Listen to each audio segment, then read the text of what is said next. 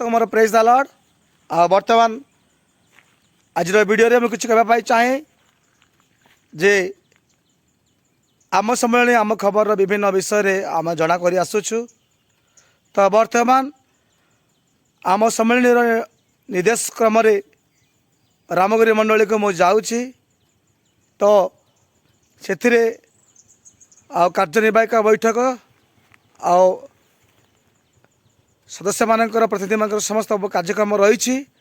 तो कौन विषय वस्तु आलोचना है से संपर्क में निहाती अवगत करने चेष्टा करी।